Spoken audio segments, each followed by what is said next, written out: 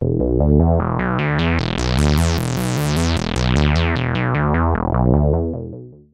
bonjour et bienvenue dans ce nouveau tutoriel. Voilà, on va aujourd'hui voir cette petite séquence qui utilise simplement la chronologie dans Storyline. Voilà, raconter une petite histoire, des échanges de dialogue.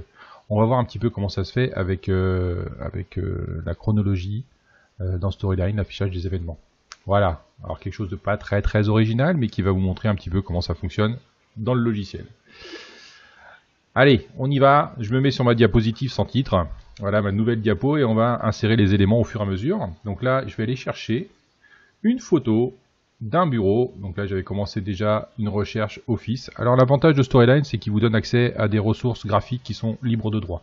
Voilà. Donc on va prendre la première qui me tombe sous la main. Je la mets dessus. Je vais la redimensionner pour qu'elle soit bien dans ma diapo. Et puis ce que je vais faire, c'est que je vais la cacher parce qu'elle prend beaucoup de place. Donc je la cache et là au moins je vois ma diapo. Ensuite je vais venir insérer un personnage. Alors on a accès à plein de personnages qui soient en style photo, illustré, réaliste, etc. Moi je vais prendre du dessin animé. Je vais chercher un homme, je vais prendre Bernardo. Voilà, Bernardo, il va se mettre à droite parce que je vais le mettre sur la gauche, il va parler. Je vais choisir son expression. Voilà, il parle. Son attitude. Voilà, main sur les côtés, comme ça. Je vais l'insérer et je vais pouvoir mettre mon Bernardo, enfin mon Bernard, on va l'appeler comme ça, dans mon image de diapo.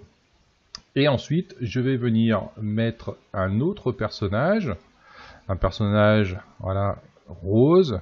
On va la mettre à gauche. Expression, voilà, qui parle, ça me va bien. Et on va le mettre, on va lui mettre une main sur la hanche. Voilà, c'est très bien ça. Ici, et on va également la mettre dans le cadre. Voilà, à peu près comme ça. Dedans. On va essayer de respecter un peu les proportions. Voilà.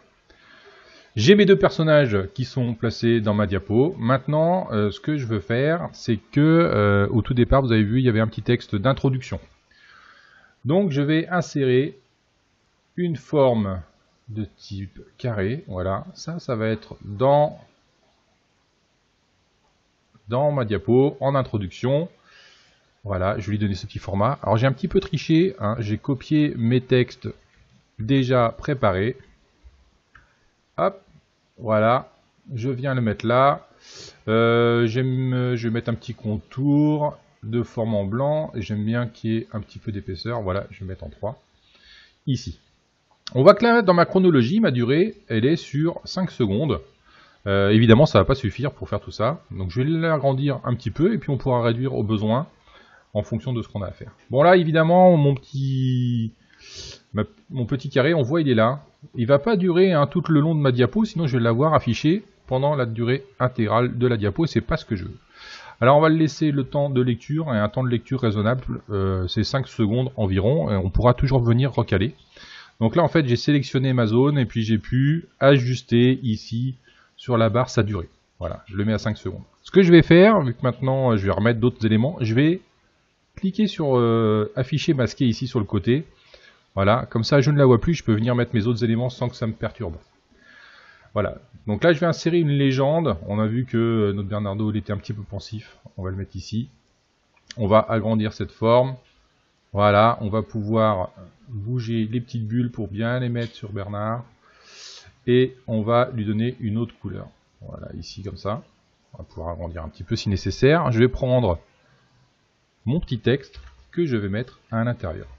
Une fois que j'ai fini avec mon petit nuage, je viens le mettre après, ici, l'apparition de mon rectangle. Et je vais le laisser au moins pendant 5 secondes, le temps que l'on puisse lire le texte. Évidemment, Rose, elle ne va pas être présente dans ma scène tout de suite. Donc ce que je vais faire, c'est que je vais la faire apparaître après ma petite bulle. Et donc je décale, pareil pour mon Bernard, je vais le décaler pour qu'il apparaisse après le rectangle de mise en situation. Je vais cacher ma bulle de pensée et je vais insérer une légende de dialogue. Voilà, donc on va prendre celle-là, que l'on va agrandir. on va dire c'est Bernard qui parle en premier. Voilà. Alors là, on va essayer de faire attention de ne pas chevaucher sur les personnages. On va lui donner une couleur. Voilà, le contour de forme, pareil. Et on va le mettre, voilà, comme ça. Je vais prendre le texte que je viens mettre à l'intérieur. Ça, c'est fait.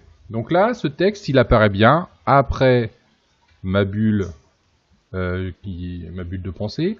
Elle va pas aller jusqu'au bout de ma diapo. On va lui mettre sur 5 secondes. Voilà. Mais ça apparaît bien alors que Rose est sur la scène. Ensuite, je vais masquer cette petite bulle-là. Je vais faire insérer, pareil, une autre légende. Ici, celle-là, elle sera pour Rose. Voilà. Hop. Je vais lui donner une autre couleur. Je viens changer mon contour de forme ici et changer l'épaisseur du trait. Et je prends mon texte que je viens mettre à l'intérieur. Voilà. Évidemment, je viens recaler ma légende. Voilà. Voilà, pas de coup de chance, je tombe pile poil comme il faut. Donc je suis à bien à 5 secondes. Maintenant, je réaffiche l'ensemble de mes éléments en cliquant sur, en cochant le tout affiché masqué. Je vais faire un aperçu de ma diapo. Normalement, on est bon. Voilà. On a bien une autre petite mise en situation. On a le temps de la lire, 5 secondes. Bernard apparaît avec son petit texte. Rose apparaît. On lui pose sa question. Et ensuite, voilà, on a la fin avec le dernier dialogue. Voilà. Si vous voulez améliorer un petit peu ça, vous pouvez prendre les différentes petites bulles de légende que vous avez mis, aller dans Animation, et ici vous faites estomper. Ça permettra d'avoir un affichage un petit peu plus doux, et ce sera moins agressif à l'œil dans l'apparition sur les diapos. Voilà. On a vu vite fait comment utiliser la chronologie. Il y a d'autres fonctionnalités avec la chronologie. N'hésitez pas à utiliser le masqué, affiché masqué pour pouvoir bien organiser vos éléments. Si vous avez peur de bouger des éléments, vous pouvez aussi venir les verrouiller sur votre scène. Ça évite de les supprimer ou de les bouger quand on vient sélectionner d'autres éléments. Et puis évidemment, avoir à retravailler constamment sur la diapo. Voilà, donc c'était fini pour ce petit tutoriel sur la chronologie. N'hésitez pas à commenter et puis à aller voir les autres vidéos. Merci.